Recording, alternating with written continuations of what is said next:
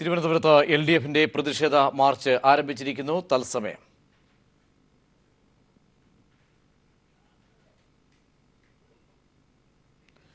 ശക്തമായ പ്രതിഷേധം രാജ്യവ്യാപകമായി ഉയരുമ്പോൾ കേരളത്തിൽ LDF ആഹ്വാനം ചെയ്ത ഹർത്താലിനോട് അനുബന്ധിച്ചാണിപ്പോൾ LDFന്റെ കക്ഷികൾ, വിവിധ കക്ഷികൾ പ്രതിഷേധ മാർച്ച് സംഘടിപ്പിക്കുന്നത്.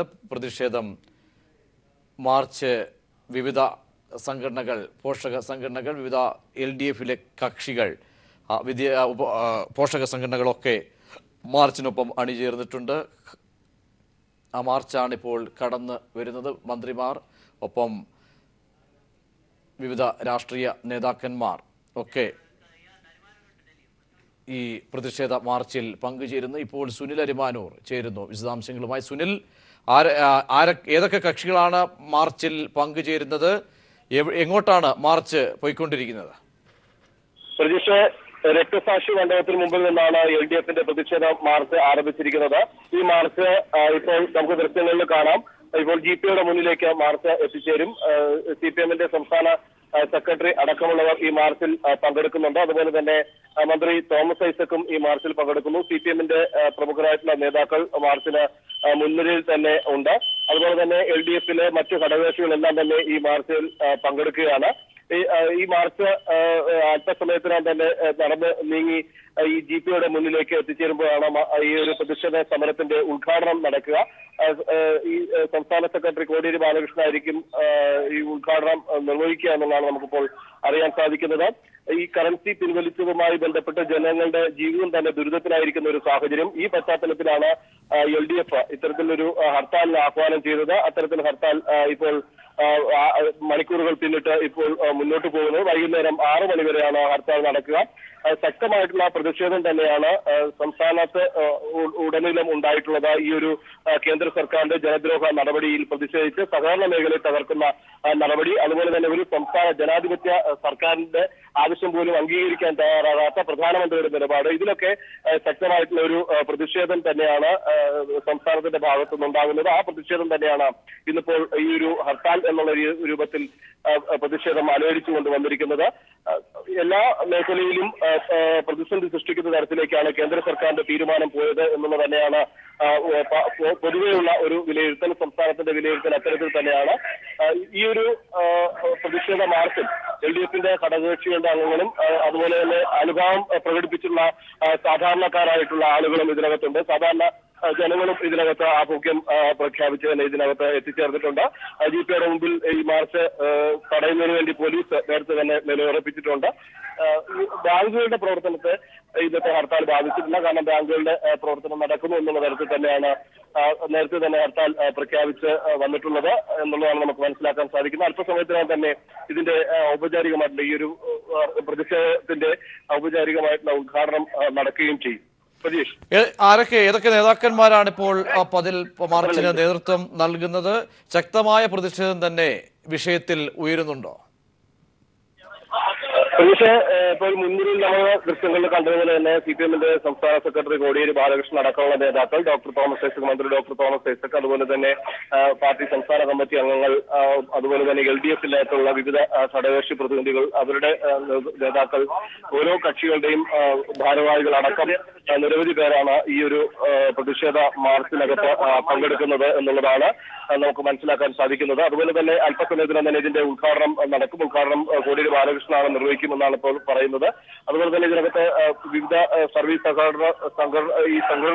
സംഘടനകളുടെ പ്രതിനിധികളും ഈ ഒരു മാർച്ചിൽ പങ്കെടുക്കുന്നുണ്ട്, ആഭിമുഖ്യം പ്രഖ്യാപിച്ചുകൊണ്ട്. അതുപോലെ CITUവിന്റെ പ്രതിനിധികളും ഈ മാർച്ചിൽ പങ്കെടുക്കുകയാണ്.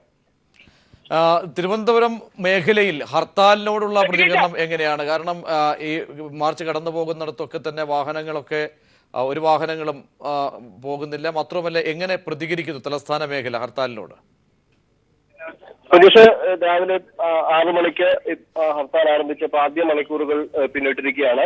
അതായത് ഈ ഹർത്താലിനോട് ആഭിമുഖ്യം പ്രഖ്യാപിച്ചുകൊണ്ടുള്ള ഒരു നിലപാട് തന്നെയാണ് ജനങ്ങളുടെ ഭാഗത്തു നിന്ന് ഉണ്ടായിരിക്കുന്നത് എന്നുള്ളതാണ് നമുക്ക് മനസ്സിലാക്കാൻ സാധിക്കുന്നത്. നിർബന്ധിച്ച് കടയടയ്ക്കുന്നതോ അല്ലെങ്കിൽ വാഹനം തടയുന്നതോ അടക്കമുള്ള ഒരു നടപടികളിലേക്കും ഒരു സ്ഥലത്തും ഇതുവരെയും കടന്നിട്ടില്ല എന്നുള്ളത് തന്നെയാണ് നമുക്ക് ഇതുവരെയുള്ള റിപ്പോർട്ടുകൾ അനുസരിച്ച് പറയേണ്ടി വരിക. അതുപോലെ തന്നെ നേരത്തെ തന്നെ ഞാൻ സൂചിപ്പിച്ച പോലെ തന്നെ ഹർത്താൽ തുടങ്ങിയ മണിക്കൂറുകൾ പോലും മെഡിക്കൽ കോളേജ് അതുപോലെ തന്നെ SIT ആശുപത്രിയിലേക്ക് പോകേണ്ട രോഗികൾക്ക് അത് പോകുന്നതിന് വേണ്ട സൗകര്യം ഒരുക്കിയിട്ടുണ്ട്. അതുപോലെ ശബരിമലയിലേക്ക് പോകുന്ന ഭക്തർക്ക് അവരുടെ യാതൊരു തടസ്സവും കൂടാതെ തന്നെ പോകുന്നതിന് വേണ്ടിയിട്ടുള്ള സൗകര്യവും ഒരുക്കി തന്നെയാണ് ഈ ഒരു ഹർത്താൽ ആദ്യ മണിക്കൂറുകൾ പിന്നിട്ട് മുന്നോട്ട് പോകുന്നത്. LDFന്റെ ഹർത്താലിനോടനുബന്ധിച്ച് ഇപ്പോൾ GPOയിലേക്ക് പ്രതിഷേധ മാർച്ച് നടക്കുകയായിരുന്നു. പ്രതിഷേധ മാർച്ചാണ് ഇപ്പോൾ കോടിയേരി ബാലകൃഷ്ണൻ, LDFിലെ വിവിധ ഘടകകക്ഷി നേതാക്കന്മാർ, സംസ്ഥാന അധ്യക്ഷന്മാരടക്കം മാർച്ചിന് നേതൃത്വം നൽകുകയും GPOയ്ക്ക് മുന്നിൽ ജനറൽ പോസ്റ്റ് ഓഫീസിന് മുന്നിലേക്കാണ് ശക്തമായ മാർച്ച്, പ്രതിഷേധ മാർച്ച് സംഘടിപ്പിച്ചിരിക്കുന്നത്. കോടിയേരി ബാലകൃഷ്ണൻ മാർച്ച് ഉദ്ഘാടനം ചെയ്തുകൊണ്ട് ഇപ്പോൾ സംസാരിക്കാൻ പോകുന്നു. വലിയ പങ്കാളിത്തം തന്നെയാണ് മാർച്ചിന് ഉള്ളത്. കോടിയേരി ബാലകൃഷ്ണൻ സംസാരിക്കുകയാണ്.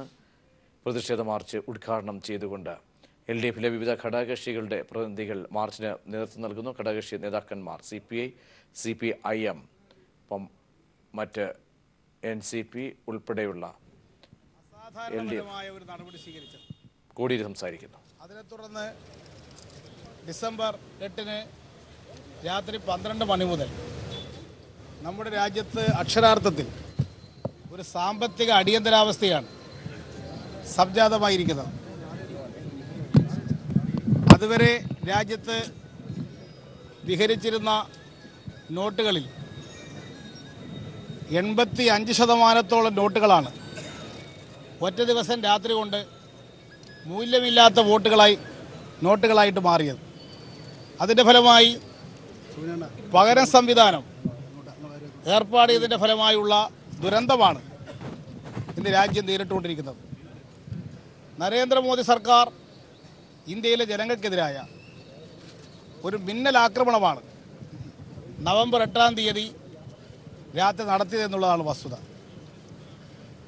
നല്ല നാളുകൾ സമ്മാനിക്കും എന്ന് പറഞ്ഞ് അധികാരത്തിൽ വന്ന മോദി സമ്മാനിച്ച നല്ല നാളുകളാണ് ഈ കഴിഞ്ഞ ദിവസങ്ങൾ. നാട്ടിലെ കൃഷിക്കാരും കർഷക തൊഴിലാളികളും മത്സ്യത്തൊഴിലാളികളും കൈവേലക്കാരുമായിട്ടുള്ള സാധാരണക്കാരായ ജനങ്ങൾ അനുഭവിച്ചുകൊണ്ടിരിക്കുന്നത്. ജനജീവിതം പൂർണ്ണമായി സ്തംഭിച്ചിരിക്കുകയാണ്. നവംബർ 8 ശേഷം 75ഓളം ആളുകളാണ് രാജ്യത്തിൻ്റെ വിവിധ ഭാഗങ്ങളിൽ ഈ പ്രശ്നവുമായി ബന്ധപ്പെട്ട് മരണപ്പെട്ടിരിക്കുന്നത്. ആത്മഹത്യ ചെയ്തവർ, ആശുപത്രിയിൽ ചികിത്സ ലഭിക്കാതെ മരണപ്പെട്ടവർ, ഇങ്ങനെയുള്ള വിവിധ രീതിയിലുള്ള മരണങ്ങളാണ് കഴിഞ്ഞ ദിവസങ്ങളിൽ രാജ്യവ്യാപകമായി റിപ്പോർട്ട് ചെയ്യപ്പെട്ടിരിക്കുന്നത്. ഇത്രയേറെ സംഭവങ്ങൾ ഉണ്ടായിട്ടും പ്രധാനമന്ത്രിയും കേന്ദ്ര ഗവൺമെൻറ്റും കണ്ണു തുറക്കുന്നില്ല. പാർലമെൻറ്റിൽ പോലും കാര്യങ്ങൾ തുറന്നു പറയുന്നില്ല. ലോകത്തേതെങ്കിലും ഒരു രാജ്യത്ത് സ്വന്തം ബാങ്ക് അക്കൗണ്ടിലെ പണം പിൻവലിക്കുന്നതിന് വേണ്ടി സർക്കാരിൻ്റെ അനുമതി വാങ്ങേണ്ടുന്ന ഒരു രാജ്യമുണ്ടോ എന്ന് മുൻ പ്രധാനമന്ത്രി മൻമോഹൻ സിംഗിൻ്റെ ചോദ്യത്തിന് ഇതുവരെ ഉത്തരം പറയാൻ നമ്മുടെ പ്രധാനമന്ത്രി കഴിഞ്ഞിട്ടില്ല. ലോകത്തൊരു സ്ഥലത്തും ഇന്നേ വരെ സ്വീകരിക്കാത്ത സമീപനമാണ് ഇപ്പോൾ BJP സർക്കാർ ഇന്ത്യയിൽ സ്വീകരിച്ചിട്ടുള്ളത്. കള്ളപ്പണക്കാരെ പിടിക്കാനെന്ന് പറഞ്ഞുകൊണ്ടാണ് ഇത് ചെയ്തത്. കള്ളപ്പണക്കാരെ പിടിക്കാൻ എത്രയോ മാർഗങ്ങളുണ്ട്.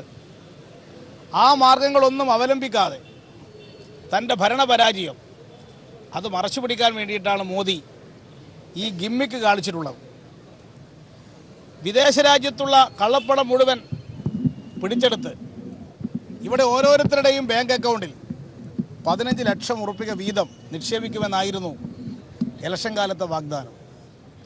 അതിൽ 15 ലക്ഷം പോയിട്ട് ഒരു 15 നയാ പൈസ പോലും കണ്ടെടുക്കാൻ സാധിക്കാത്ത മോദി ഏറ്റവും കഴിവുകെട്ട പ്രധാനമന്ത്രിയാണെന്ന് വന്നപ്പോൾ ആ കഴിവുകേട് മറച്ചു പിടിക്കാൻ വേണ്ടിയിട്ടാണ് സാധാരണക്കാരൻ്റെ കൈവശമുള്ള 500 രൂപയും 1000 രൂപയും പോക്കറ്റടിക്കുന്ന അസാധാരണമായ സ്ഥിതിവിശേഷം രാജ്യത്ത് സ്വീകരിച്ചിട്ടുള്ളത്. ഇത് ഇലക്ഷൻ കാലത്ത് മോദി നൽകിയിട്ടുള്ള വാഗ്ദാനങ്ങളുടെ പൂർണ്ണമായ ലംഘനമാണ്. നോട്ടുകൾ പിൻവലിച്ചതിന് ശേഷം നവംബർ മാസം 11 മോദി രാജ്യത്തിലെ ജനങ്ങളോട് പറഞ്ഞു, ഡിസംബർ മാസം 30 വരെ ഈ 500 രൂപയുടെയും 1000 രൂപയുടെയും നോട്ടുകൾ മാറാനുള്ള അവസരം ഉണ്ടാക്കി തരാമെന്ന് പറഞ്ഞു. എന്നാൽ 2 ദിവസം മുമ്പ് അതും പിൻവലിച്ചു. ഇപ്പോൾ റിസർവ് ബാങ്ക് ഓഫ് ഇന്ത്യക്ക് മാത്രമേ നോട്ടുകൾ മാറിക്കൊടുക്കാനുള്ള അവകാശമുള്ളൂ എന്ന് പ്രഖ്യാപിച്ചതോടുകൂടി സാധാരണ ബാങ്കിംഗ് പ്രവർത്തനം മുഴുവൻ താറുമാറായിരിക്കുകയാണ്. ഇത് സാധാരണക്കാരായ ജനങ്ങളുടെ കയ്യിലുള്ള നോട്ടുകളാണ്. 500 രൂപയുടെയും 1000 രൂപയുടെയും നോട്ടുകളാണ് മാറിയെടുക്കാൻ കഴിയാത്തത്.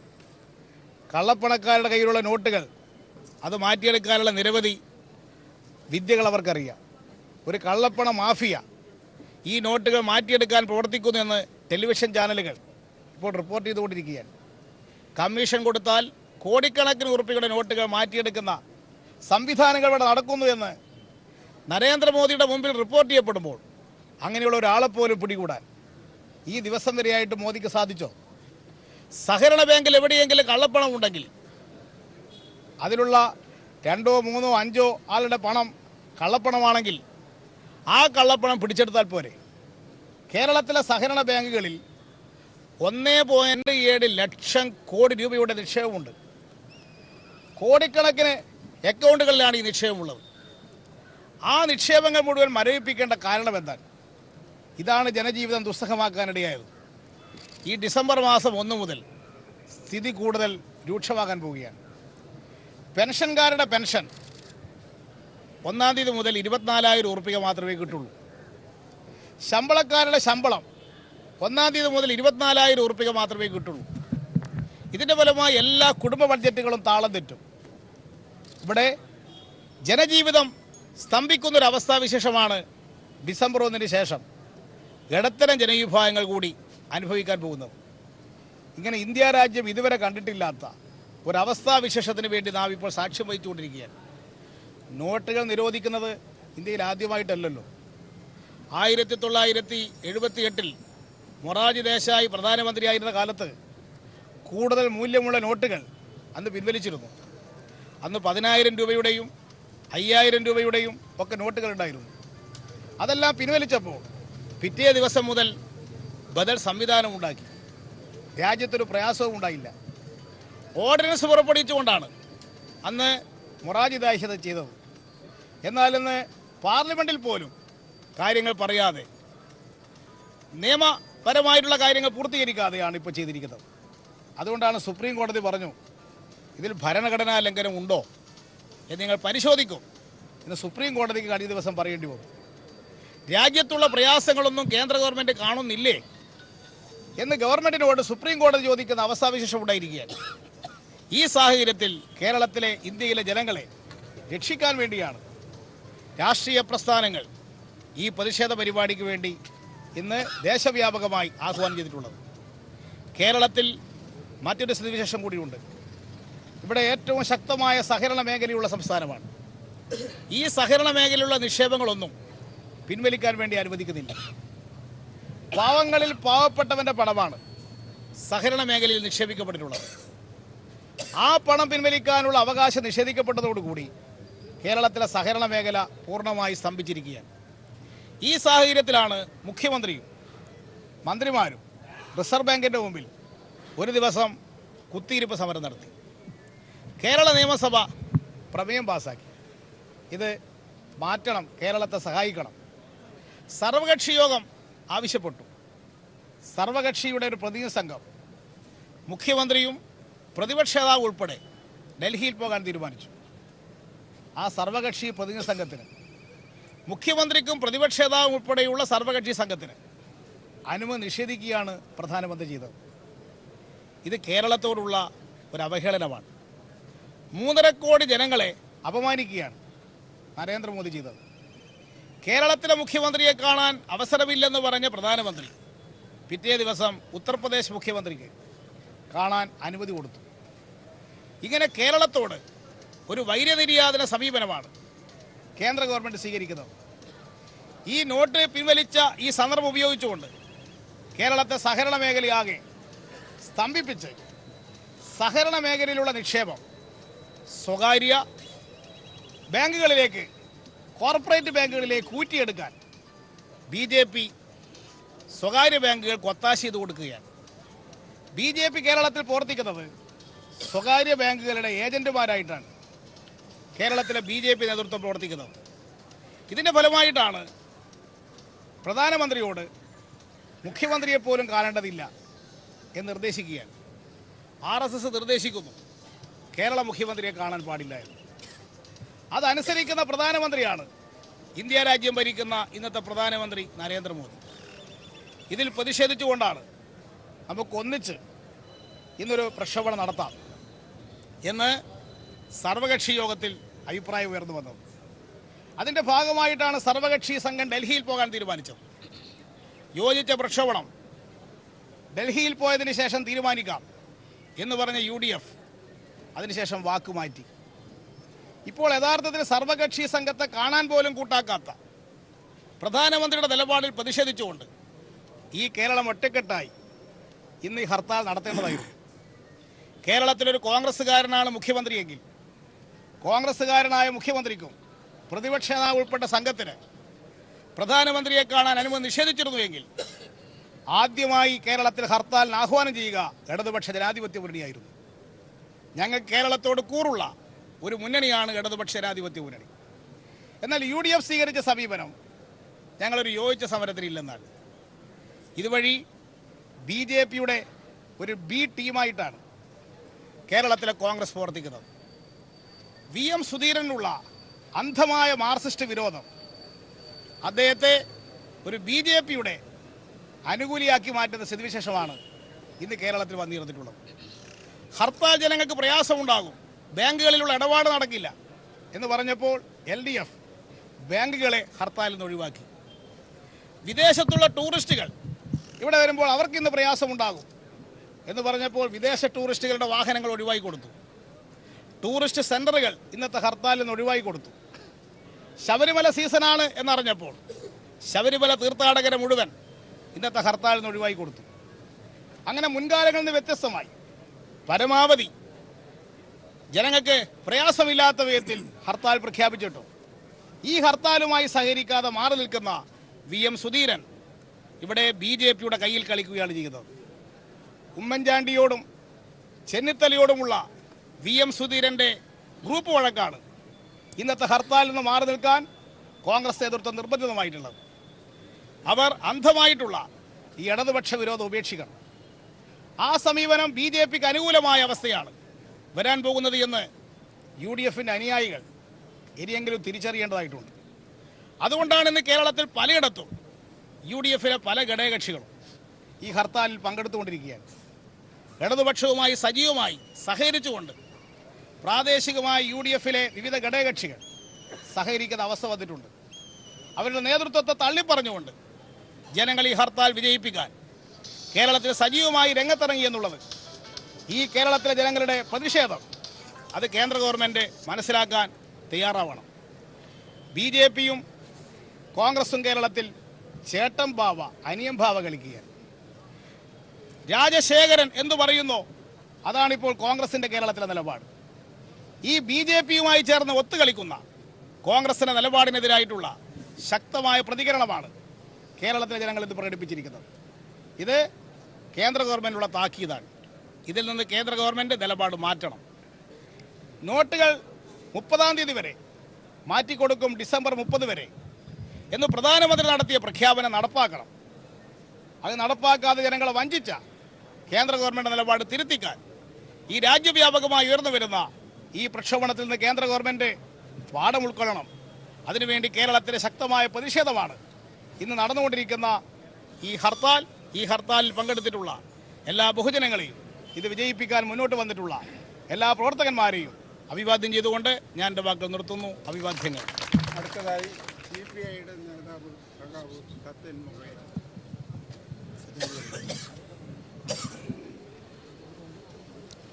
സ്നേഹം നിറഞ്ഞവരെ, അഖിലേന്ത്യാ അടിസ്ഥാനത്തിൽ ഇന്ന് ജനങ്ങളുടെ അതിശക്തമായ പ്രതിഷേധം ഉയർന്നു വരികയാണ്. രാജ്യത്തിൻ്റെ എല്ലാ മേഖലകളിലും കക്ഷിഭേദമന്യേ ഗവൺമെൻറ്റിൻ്റെ ജനദ്രോഹ നയത്തിനെതിരായി കള്ളപ്പണം പിടിച്ചെടുക്കുന്നു എന്ന പ്രചരണത്തിൻ്റെ അടിസ്ഥാനത്തിൽ ജനങ്ങളെ ദ്രോഹിക്കുന്ന സമീപനങ്ങൾക്കെതിരായിട്ടുള്ള പ്രക്ഷോഭമാണ് നടക്കുന്നത്. എവിടെയാണ് കള്ളപ്പണം പിടിക്കുന്നത്? കള്ളപ്പണം കണ്ടെടുക്കുന്നു എന്ന് പറഞ്ഞുകൊണ്ട് യഥാർത്ഥത്തിൽ കള്ളപ്പണക്കാരെ സഹായിക്കുന്ന സമീപനമാണ് നരേന്ദ്രമോദി സ്വീകരിച്ചിരിക്കുന്നത്. കള്ളപ്പണം നോട്ടുകളായിട്ടല്ല. എൽഡിഎഫിന്റെ പ്രതിഷേധ മാർച്ച് ഉദ്ഘാടനം ചെയ്യുകയായിരുന്നു കോടിയേരി ബാലകൃഷ്ണൻ. GPOയിലേക്ക് നടത്തിയ മാർച്ചാണ് ഉദ്ഘാടനം ചെയ്തത്.